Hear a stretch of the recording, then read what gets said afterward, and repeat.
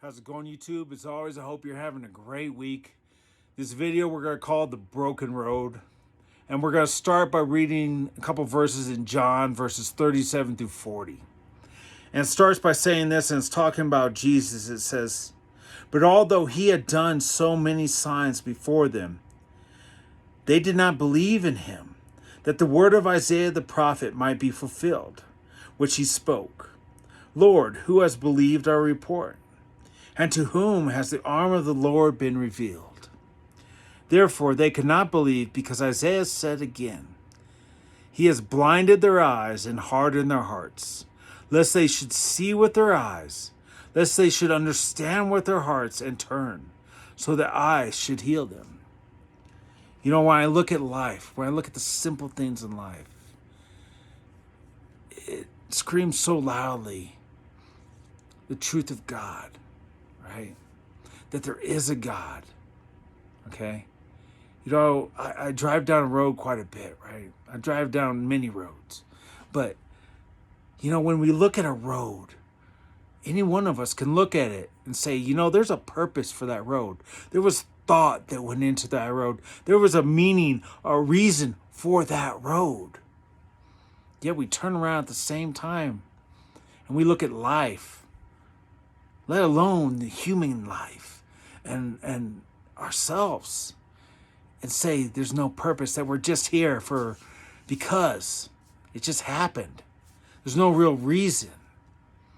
It's so easy to look at a road and say there's a purpose, and then turn around and say that a mind has no reason. Does that make sense? It doesn't really make sense to me.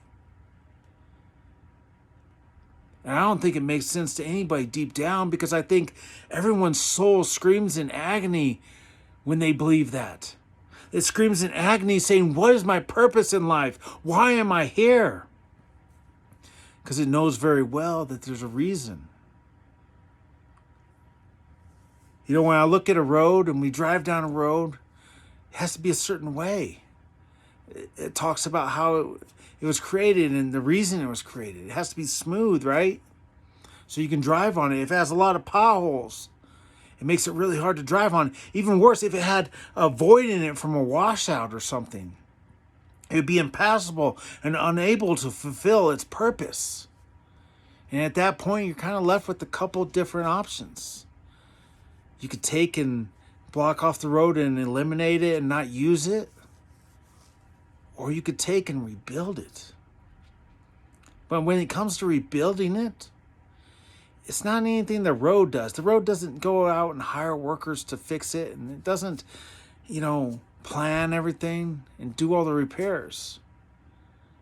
No, someone else, a mind, the creator of that road has to come back and do that. You see? Many times roads are built knowing they're going to have to be repaired. God created us. He created us perfect.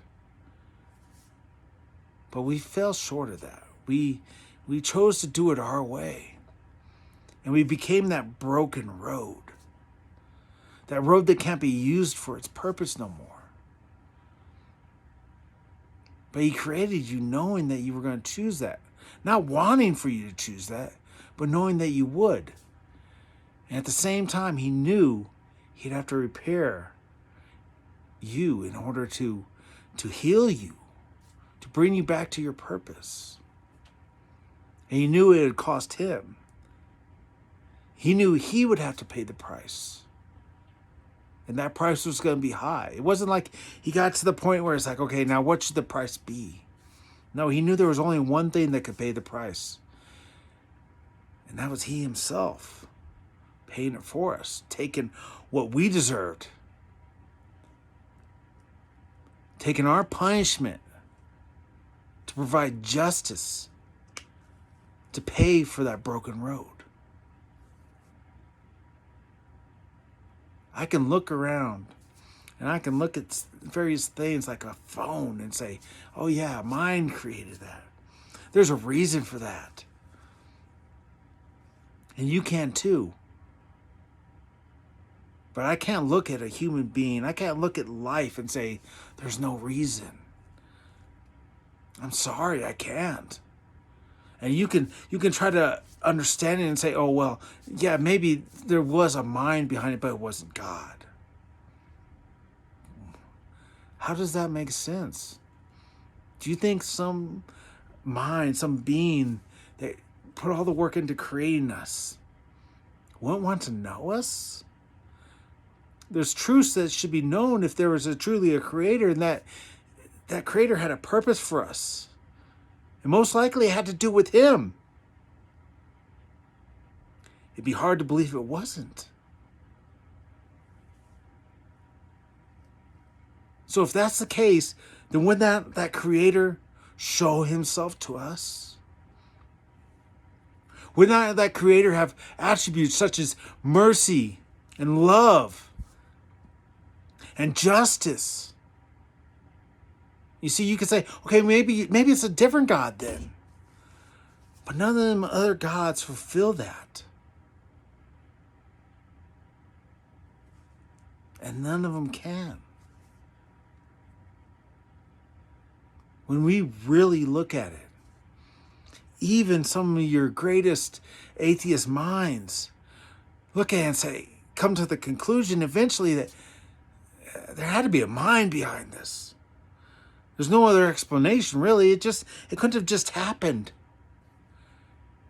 The odds are too much against it.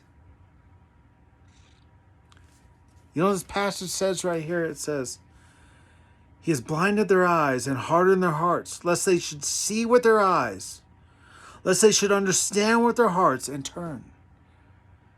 The eyes should heal them. He's saying, if you're going to have it your way, fine. I'm not going to force you to see the truth.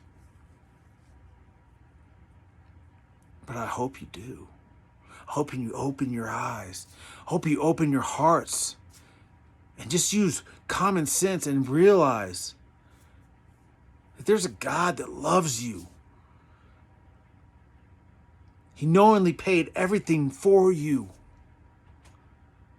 because you have a purpose in Him. A purpose to have a relationship with Him. To be one with Him.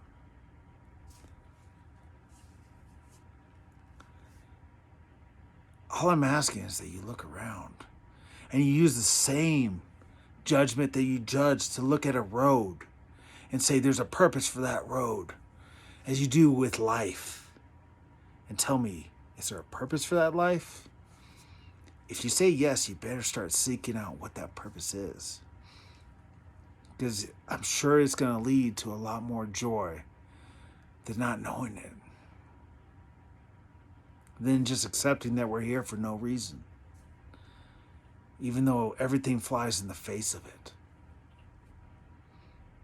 God loves you.